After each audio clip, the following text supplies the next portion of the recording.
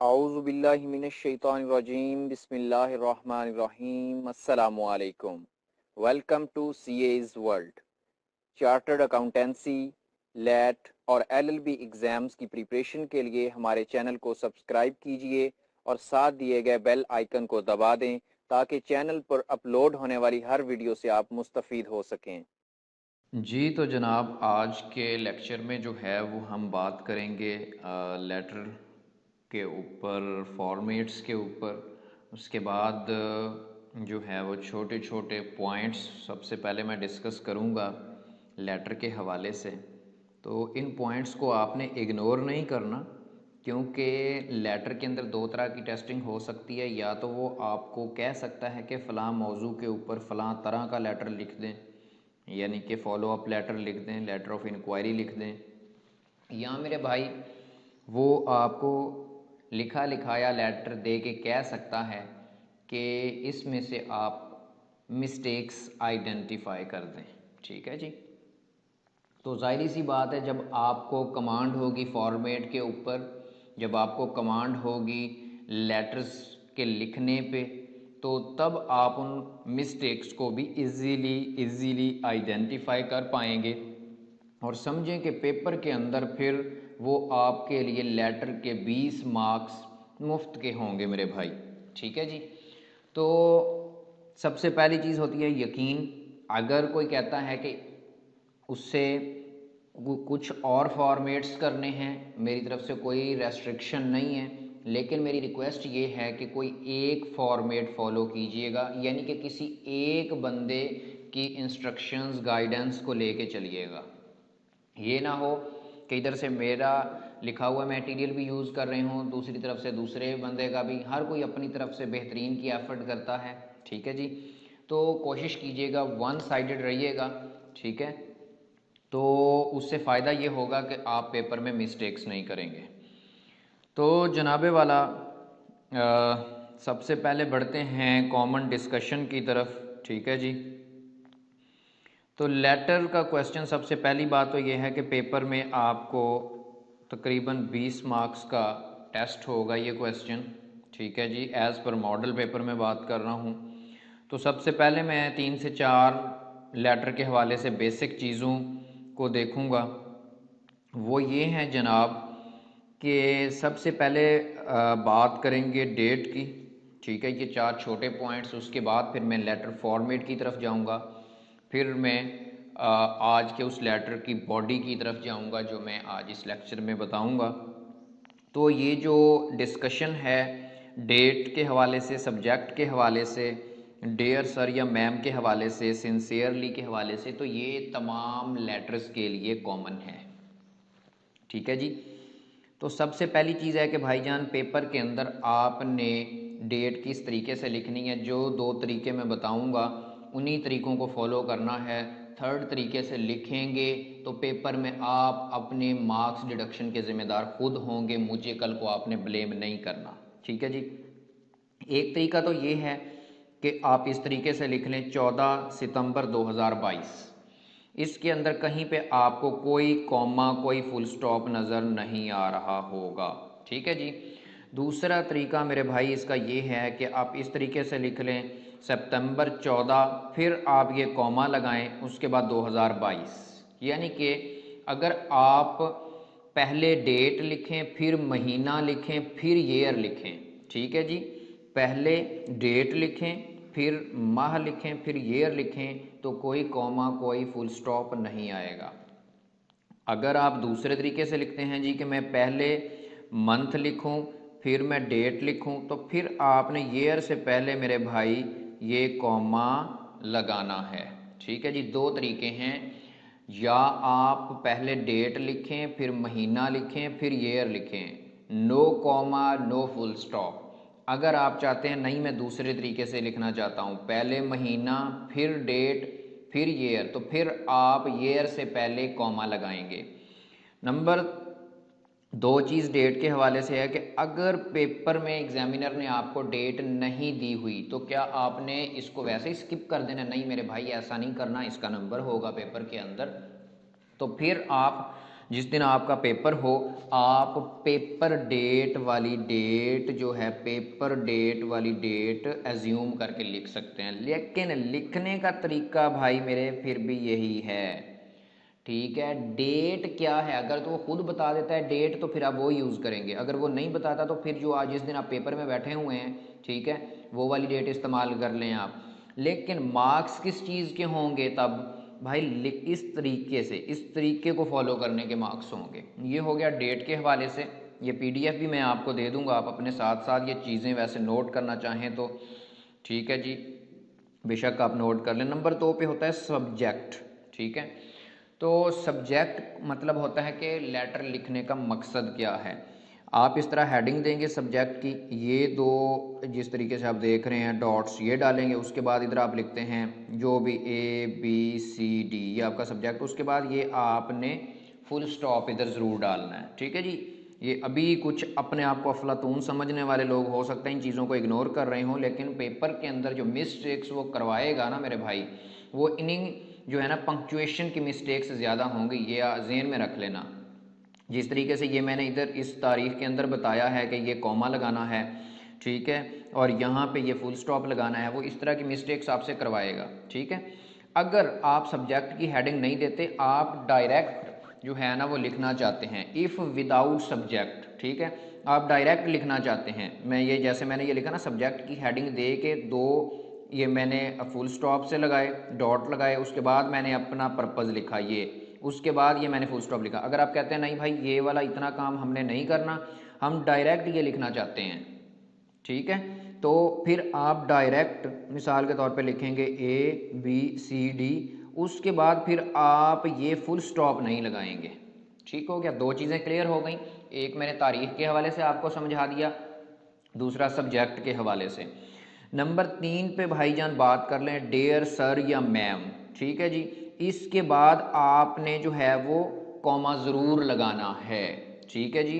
Dear sir, dear ma'am, dear Zeeshan, ठीक है जी। कोई भी नाम भी हो सकता है, अगर वो पेपर में नाम दे दे तो फिर आप सर या मैम की जगह पे यहाँ नाम इस्तेमाल कर लेंगे। मिसाल के तौर पे डियर रफ़ीक, उसके बाद कॉमा, ठीक है जी। फिर नंबर 4 पे हम बात कर लेते हैं सिंसियरली। ये एनक्लोयर में यानी कि क्लोजिंग के टाइम होता है लेटर को क्लोज करते हुए भाईजान, तो अगर आप खाली सिंसियरली का लफ्ज़ लिखेंगे तो आप ये कॉमा लगाएंगे, ठीक है। अगर आप योर्स सिंसियरली का वर्ड इस्तेमाल करते हैं तो तब ना कोई कॉमा है ना फुल स्टॉप है, ठीक है। इन चीज़ों को आपने मेरा पुत्र घोल के पी लेना है, नहीं तो पेपर के अंदर बहुत आसान मार्क्स हैं जो आप ज़ाया करके आओगे, खाली बॉडी के मार्क्स नहीं होते मेरे भाई। ये जितना फॉर्मेट है ना, अगर 20 नंबर का लेटर है तो 20 में से 8 से 9 नंबर आपके 10 नंबर फॉर्मेट के होंगे और मुफ्त के नंबर होंगे। लेकिन फॉर्मेट के नंबर कब मिलते हैं, जब बॉडी भी लिखी हुई हो। ये नहीं है कि जी बॉडी लिखेंगे नहीं और फॉर्मेट के आपको नंबर दे देगा, वो इतना काका नहीं है वो, ठीक है जी। दोबारा सुन लें इन 4 चीज़ों को। डेट लिखने के 2 असूल, अगर आप पहले तारीख फिर महीना फिर ईयर लिखेंगे, no comma no full stop, ठीक है। इसका एब्रीविएशन बना लें DMY, date month year, no comma no full stop. Number 2 पे अगर आप पहले मंथ को लेके आते हैं फिर डेट लिखते हैं फिर ईयर लिखते हैं तो फिर ईयर से पहले आप कॉमा लगाएंगे, ठीक है जी। अगर डेट नहीं दी गई तो पेपर डे वाली डेट एज्यूम कर सकते हैं आप, ठीक है। ये डेट के हवाले से क्लियरेंस हो गई। नंबर 2 पे बात की सब्जेक्ट की। अगर आप सब्जेक्ट होता क्या है, मकसद होता है, सब्जेक्ट लिखना है, 2 डॉट्स डालते हैं, उसके बाद अपना मकसद लिखते हैं जो भी है। आप पढ़ेंगे ऐसे की जो भी रिक्वायरमेंट होगी या किस मौजू पे ऐसे लिखना है तो आपको ऑटोमेटिक समझ आ जाएगा कि इसका सब्जेक्ट क्या होना चाहिए, ठीक है जी।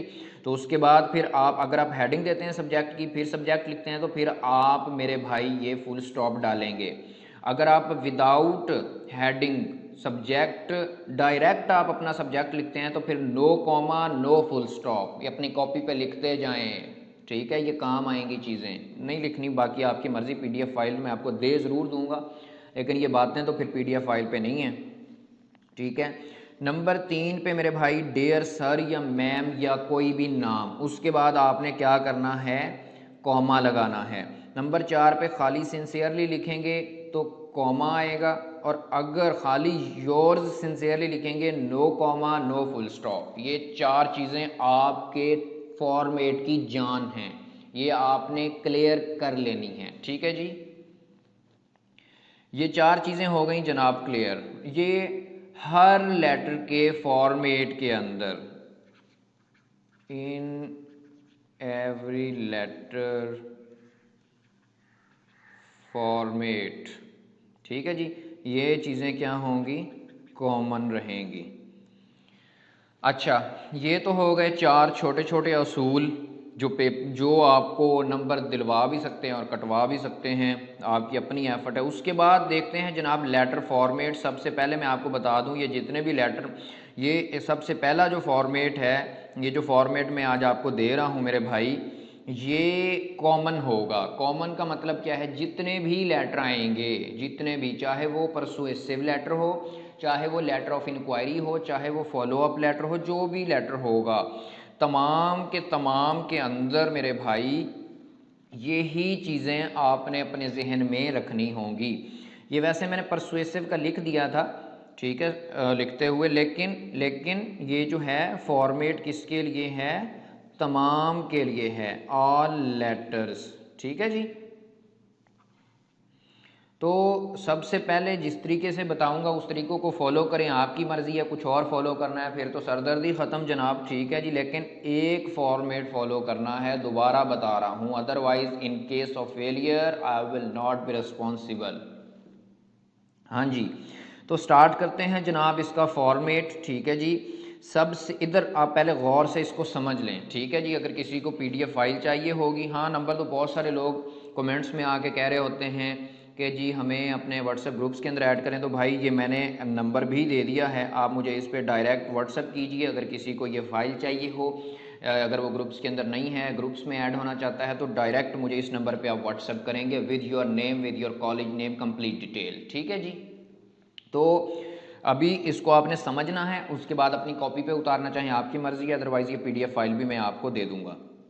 तो जनाब सबसे पहले आपने जो है, अल्लाह आपका भला करे, आपने ऊपर तो कोई हेडिंग नहीं देनी, आपने अपने लेटर का आगाज़ करना है लिखते हुए। सबसे पहले आपने डेट लिखनी है। डेट किन तरीक़ों से लिखनी है मैंने आपको ऊपर समझा दिया है, यानी कि आपकी मर्ज़ी है, आप जो है वो DMY वाला कुलिया इस्तेमाल करें, उसमें no comma no full stop, या आपकी मर्ज़ी है कि आप MDY वाला रूल इस्तेमाल करें या ट्रिक इस्तेमाल करें, फिर ईयर से पहले कॉमा आएगा, ठीक है। डेट इस तरीके से आपने लिखनी है। फिर मेरे भाई आपने एक लाइन का गैप देना है, ठीक है जी, OLG यानी कि 1 लाइन गैप, ठीक है जी, आपने एक लाइन का गैप देना है। उसके बाद आपने सैंडी का नाम लिखना है। सेंडर होता है भेजने वाला, सैंडी होता है जिसको भेजा जा रहा है। मिसाल के तौर पे X ने Y को ख़त लिखा, तो X क्या है, सेंडर है, Y कौन है, सैंडी है। X ने लिखा या भेजा, तो X सेंडर भेजने वाला, Y कौन है, जिसको भेजा जा रहा है। तो इधर आपने जो है अगर XY वाली एग्जाम्पल लिखें तो इधर आपने Y का नाम लिखना है, ठीक है जी, अगर उसने पेपर के अंदर आपको दिया हुआ है, ठीक है जी। अगर नहीं दिया हुआ तो आप चाहें तो अपनी तरफ से अज्यूम कर लें, बेशक, नहीं तो इग्नोर भी कर सकते हैं, ठीक है। अच्छा, नंबर 2 पे उसने सैंडी का रैंक। अब सैंडी के रैंक पे अगर बात हो जाए तो सैंडी का रैंक यानी कि वही वाई का रैंक। अब ये बाज़ औक़ात नहीं दिया हुआ होता, मोस्टली नहीं दिया होता, ठीक है। तो अब आप कैसे आइडेंटिफाई करेंगे कि जी इसका रैंक क्या है। तो भाई मेरे इसका आसान हल ये है, क्वेश्चन के अंदर एग्जामिनर आपको बताएगा कि मिसाल के तौर पे क्वेश्चन के अंदर वो कहता है कि आप as mister Zeeshan human resource manager, ठीक है जी, आप as mister Zeeshan human resource manager of rise, ठीक है जी, आप किसको ख़त लिखें, नेस्ले को ख़त लिखें। तो जाहिर सी बात है आप राइज के ह्यूमन रिसोर्स मैनेजर की तरफ से लिख रहे हैं, तो नेस्ले के भी तो आप HR को लिखेंगे, तो यहाँ से आप एज्यूम कर लेंगे कि भाई जिसको आप लिख रहे हैं यानी कि नेस्ले के HR को लिखेंगे अगर वो पेपर के अंदर ना बताए। दोबारा तवज्जो फरमाएं, सैंडी का नाम अगर उसने नहीं दिया तो आप एज्यूम भी कर सकते हैं, इग्नोर भी कर सकते हैं, ठीक है। नंबर 2, सैंडी का रैंक, आपका रैंक पेपर में दिया गया होगा, आपने अपने रैंक के हिसाब से देख लेना है पेपर में कि दूसरे का रैंक क्या होगा। नंबर 3 पे भाईजान जो है वो सैंडी की कंपनी का नाम, ठीक है जी, वो आपको दिया गया होगा, गिवन होगा, ठीक है जी। उसके बाद है जी सैंडीज एड्रेस, ठीक है जी, ये अगर आपको दिया गया हो तब भी ठीक है, आप एज्यूम करके लिखना चाहें, अगर ना दिया गया हो तब भी ठीक है। पोस्टल कोड होता है जिस तरीके से हर सिटी का अपना, ठीक है जी।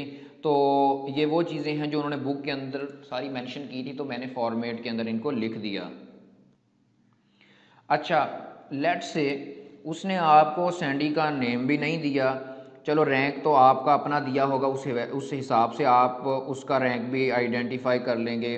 उसने आपको सैंडी का एड्रेस भी नहीं दिया हुआ, लेकिन मेरे भाई पेपर के अंदर वो एक लाइन डाल देता है बाज़-औक़ात कि आप जो भी इजाफी इंफॉर्मेशन है ना, ठीक है, वो आप एज्यूम कर सकते हैं। बाज़ औक़ात वो ये चीज़ें नहीं देता और ये लाइन लिख देता है, तो भाईजान फिर आपने ये अपनी तरफ से एज्यूम्ड चीज़ें लिख के ज़रूर आनी है। सैंडी का नेम उसने नहीं दिया हो लेकिन वो ये लाइन डाल रहा है, ठीक है, तो फिर आपने ये XYZ लिख लें, जो भी कोई भी एज्यूम कर सकते हैं, फिर आप लिख लें इधर XYZ, उसके सामने ब्रैकेट में लिख दीजिएगा कि एज्यूम्ड, ठीक है जी। इस तरीके से अगर उसने लेट से आपको एड्रेस नहीं दिया और ये लाइन वो डाल रहा है तो फिर आप लिख सकते हैं इधर साथ एज्यूम लिख दें, ठीक है जी।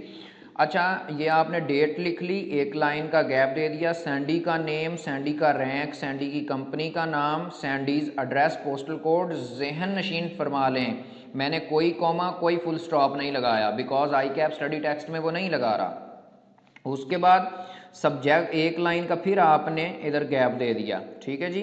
फिर आपने सब्जेक्ट की इस तरीके से हेडिंग डाली, ये 2 डॉट्स डाले, इधर आपने लिख दिया कोई भी जो भी आपका टाइटल हो, लेट्स से ABCD, ठीक है। तो अब आप मेरे भाई इधर ये मैंने ये देखें ये मैंने फुल स्टॉप लगाया हुआ है। हाँ, अगर आप ये काम ना करें, ठीक है जी, आप डायरेक्ट ABCD लिखते हैं, फिर no comma no full stop, subject लिखने के बाद फिर एक लाइन का गैप होगा, ठीक है जी। उसके बाद आप लिखेंगे डियर सर या मैम या नेम और उसके बाद कॉमा, इनमें से कोई एक लिखना है, बराए मेहरबानी तीनों नहीं लिख देने, ठीक है जी। फिर कॉमा, उसके बाद फिर आप एक लाइन का पेपर के अंदर गैप देंगे। फिर यहाँ से आप, ये मैंने जस्ट आपको समझाने के लिए पैरा 1 लिखा है, पेपर के अंदर ये नहीं लिखना। यहाँ से यानी कि आप स्टार्ट कर देंगे बॉडी, यहाँ से आपने लेट से स्टार्ट किया, ठीक है जी, लिखते गए, लेट से यहाँ पे आपका पहला पैरा जो है वो एंड हो रहा है, यहाँ से आपने स्टार्ट किया, यहाँ आपका पहला पैरा जो है वो एंड हो गया। तो आपने ये वाली बकिया लाइन कंजूसी नहीं करनी, ये छोड़ देनी है, इधर से ये वाला पोर्शन भी छोड़ देना है। तो दूसरा पैरा आपने फिर यहाँ से स्टार्ट करना है, यहाँ पे आपका दूसरा पैरा लेट से ख़त्म हो गया, ठीक है जी। फिर आपने ये वाला हिस्सा सारा छोड़ देना है, ये वाला हिस्सा भी छोड़ देना है। पैरा नंबर 3 जो है मेरे भाई वो आपने यहाँ से स्टार्ट करना है, ठीक है जी। तो इस तरीके से आपने पैरा नंबर 3 लिख दिया, लेट से यहाँ पे आपका पैरा नंबर 3 जो है वो एंड हो गया। उसके बाद फिर आपने एक लाइन का गैप देना है, ठीक है। तो फिर आपने ये मेरे से वैसे थोड़ा सा ये वाला हिस्सा छूट गया, बेशक आप मोस्ट लेफ्ट साइड पे भी ये लिख सकते हैं, ठीक है जी, योर्स सिंसियरली। तो योर्स सिंसियरली के हवाले से जनाबे वाला अगर बात की जाए तो आप योर्स सिंसियरली लिखेंगे, ठीक है जी। तो उसके बाद no comma no full stop, अगर आप सिंसियरली, ठीक है जी, अगर आप सिंसियरली लिखते हैं, अगर आप खाली सिंसियरली लिखेंगे तो फिर जैसे मैंने आपको स्टार्ट में बता दिया कि भाईजान आप कॉमा लगाएंगे। Name of sender if given, अगर दिया हुआ है तो अगर वो ऊपर वाली लाइन लिख देता है कि एज्यूम कर सकते हैं तो फिर आप एज्यूम्ड लिख सकते हैं।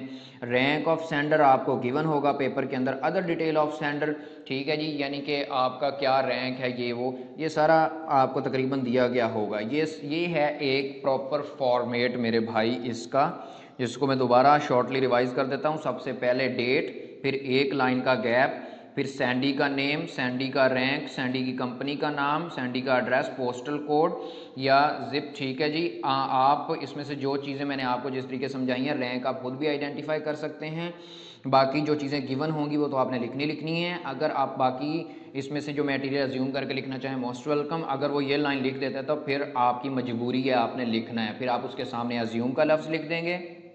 इसके बाद एक लाइन का गैप, उसके बाद सब्जेक्ट है, उसके बाद सब्जेक्ट की अगर हेडिंग देंगे फिर सब्जेक्ट लिखेंगे। तो मेरे भाई कान खोल के, आँखें ओपन करके, ठीक है, आँखों को खोल के, कहाँ पे टांग रही हैं ना सबकी, तो भाईजान ये आप फुल स्टॉप इधर डाल देंगे, एक लाइन का गैप देंगे, डियर सर या मैम या नेम, ठीक है, उसके बाद कॉमा, उसके बाद फिर एक लाइन का गैप, फिर आप बॉडी लिखना स्टार्ट करेंगे। तो 3 पैराग्राफ जिस तरीके से आपको बताया है, उसके बाद योर सिंसियरली लिखेंगे, तो no comma no full stop.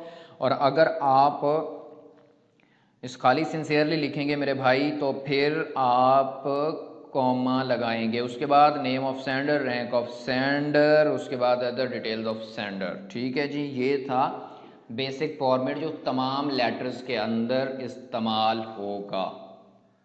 इसके बाद आज की वीडियो में हम मज़ीद आगे बढ़ते हैं। तो अब सबसे पहला जो लेटर है हमारे सिलेबस में, परसुएसिव लेटर।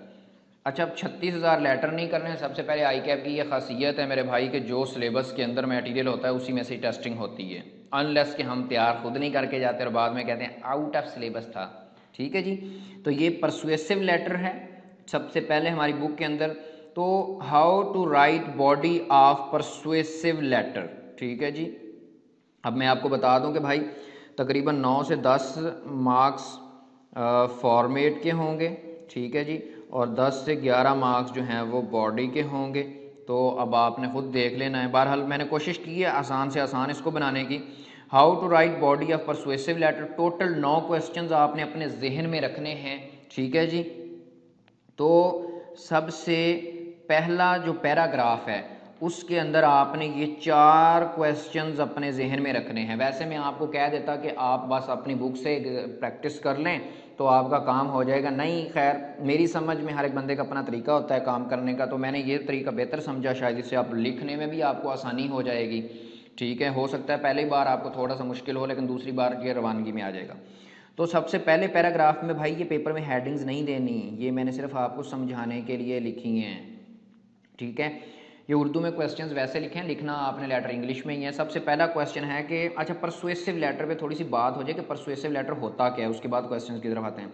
तो भाई परसुएसिव लेटर ये होता है कि आप ऑलरेडी ये काम कर रहे हैं, तो आप अपनी टॉप मैनेजमेंट को कहते हैं कि भाई हम जो है ना वो मज़ीद अपना काम बढ़ाना चाहते हैं।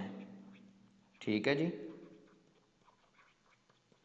अच्छा, परसुएसिव होता है तरगीब दिलाना। लेट से अक्सर चॉकलेट की मशहूरी आ रही होती है, तो वो किस लिए होती है, ताकि मशहूरी किस लिए दी जाती है कि ये बहुत टेस्टी है, फ़लाँ है, या आइसक्रीम की आ रही होती है, तो भाई लोगों को अपनी तरफ अट्रैक्ट करना, तो लोगों का दिल ललचाए कि वो आके हमारी आइसक्रीम या चॉकलेट ख़रीदें। तो इसी तरीके से परसुएसिव यानी कि आप अपनी टॉप मैनेजमेंट को इस चीज़ के लिए कायल कर रहे हैं कि भाई लेट से पहले जो है वो हम कराची के अंदर अपना बिज़नेस कर रहे हैं। ठीक है, तो अब जो है वो हमें लेट से इस्लामाबाद के अंदर भी अपना कारोबार बढ़ाना चाहिए, मिसाल दे रहा हूँ। ठीक है जी, ये है परसुएसिव लेटर। तो सबसे पहले पैराग्राफ के अंदर भाई आपने टोटल 9 क्वेश्चन हैं। सबसे पहले पैराग्राफ के अंदर आपने 4 क्वेश्चंस को मद्देनज़र रखना है कि भाई पहले क्या काम कर रहे हैं, ऑलरेडी कौन सा काम कर रहे हैं। आया कि हम जूते बेचने का काम कर रहे हैं, हम एजुकेशन सर्विसेज दे रहे हैं, हम जो है वो फ्लाइंग ऑपरेशन है यानी कि हवाई जहाज़ चलते हैं, आपकी बसें चलती हैं, पहले क्या काम कर रहे हैं, किन एरियाज़ में काम कर रहे हैं। ठीक है जी, यानी कि पहले आपकी बसें चल रही हैं। ठीक है, तो किन एरियाज़ में चल रही हैं। लेट से आपकी बस चलती है जी कराची से लाहौर। ठीक है जी, तो अब किन एरियाज़ में काम कर रहे हैं, यानी कि कराची से लाहौर। कब से काम कर रहे हैं, यानी कि आप कह रहे हैं जी मैं 20 साल से काम कर रहा हूँ। जो काम कर रहे हैं उसमें आज तक क्या खोया क्या पाया। ठीक है जी, मैक्सिमम यही बताना होता है, क्या पाया। ठीक है, यानी कि कितने % आपका मार्केट शेयर बढ़ा है, यानी कि क्या आपको उसमें फ़ायदा आ रहा है। ठीक है जी, पहले क्या काम कर रहे हैं, यानी कि हमारी बसें चल रही हैं, किन शहरों में पहले बसें चल रही हैं, कराची से लाहौर बसें चल रही हैं, कितने साल से बसें चल रही हैं, कब से काम कर रहे हो, यानी कि 20 साल से जो काम कर रहे हो उसमें हमें क्या फ़ायदा, कितने % प्रॉफिट हमारा बढ़ा है, ठीक है, 10% 20% जो भी। अच्छा, ये पहले पैराग्राफ के क्वेश्चंस हैं, ये तो आप अपने ज़हन में रख लेंगे, ठीक है। नंबर 2 पैराग्राफ जो है ये हेडिंग नहीं देनी पेपर में, इसके अंदर जस्ट आपको समझाने के लिए है ये। अब किन जगहों पर काम शुरू करना चाहते हैं, ठीक है जी। लेट से जैसा कि मैंने बताया इस्लामाबाद में आप काम स्टार्ट करना चाहते हैं, हमारी टीम क्या कहती है, आया कि इससे हमारी प्रॉफिटेबिलिटी बढ़ेगी या हमें लॉस होगा, ठीक है, मज़ीद काम बढ़ाने से हमें क्या फ़वाइद होंगे, ठीक है जी। अच्छा, एक ये भी पॉसिबिलिटीज़ हो सकती हैं कि वो ज़ाहिर सी बात है परसुएसिव लेटर में आपको जस्ट इतना कह दे कि उनका ट्रांसपोर्ट का बिजनेस है, ठीक है, तो इस तरीके से जो है ना वो आपने ये परसुएसिव लेटर लिखना है टॉप मैनेजमेंट को, तो वहाँ पे आपको ये सारी चीज़ें नहीं बताई गई होंगी, जस्ट सिंपली आपको ये बताया गया होगा कि उनका बिजनेस किस चीज़ का ही हो। बाकी ये चीज़ें आप एज्यूम करेंगे, यानी कि किन एरियाज़ में है, कब से है, क्या प्रॉफिट है, भाई इससे कोई नेगेटिव इम्पैक्ट नहीं जाएगा, उसने आपने एक बॉडी तैयार करनी है सिंपल, या आप अपनी तरफ से एज्यूम एरियाज़ भी कर सकते हैं, ठीक है, कब से काम कर रहे हैं, 10 साल 20 साल 30 साल, ये चीज़ यानी कि मानी नहीं रखती, ठीक है। आप लिख ज़रूर, लिखने के नंबर हैं, हदीस नहीं है कि जी 20 साल नहीं लिखा तो गलत कर देगा। कितने % प्रॉफिट कमाया आज तक, ये भी, किन जगहों पर काम शुरू करना चाहते हैं, ये भी अज्यूम लिख सकते हैं। टीम क्या कहती है, ये तो प्रॉफिटेबिलिटी के हवाले से है, मजीद काम बढ़ाने से क्या फ़वायदे होंगे, ये भी आप एज्यूम 2-3 पॉइंट लिख सकते हैं कि इतने % प्रॉफिट बढ़ेगा, ये होगा वो होगा। अच्छा, ये तो फिक्स है ना कि हमने साथ कंप्लीट फिजिबिलिटी रिपोर्ट अटैच कर दी है। नंबर 3 पैराग्राफ का ये क्वेश्चन है, काम कब से शुरू करना है, लेट से अगर आज 2022 है तो आपने 2023 से स्टार्ट करना है, ये 24 से करना है, कब से करना है, ठीक है। ये 9 क्वेश्चंस हैं जिससे आपका परसुएसिव लेटर इंशाल्लाह बॉडी भी आपकी बहुत अच्छी तैयार हो जाएगी, ठीक है जी।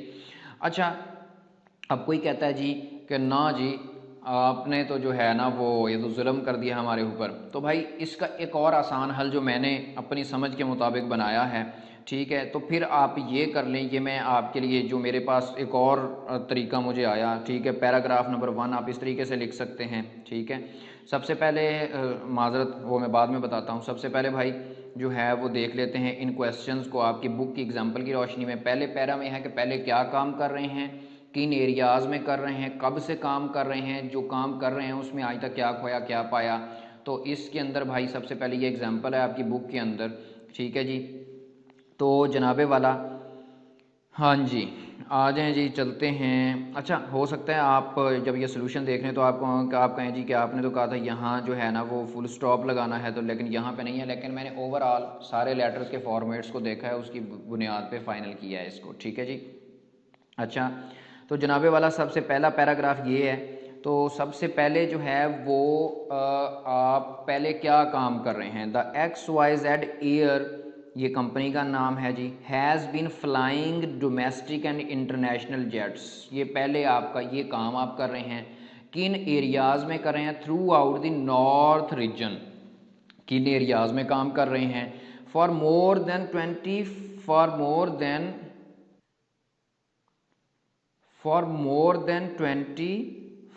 25 ईयर्स जी। तो जनाब फॉर मोर देन 25 ईयर्स, ठीक है, यानी कि कितने टाइम से आप काम कर रहे हैं जनाब, 25 साल से।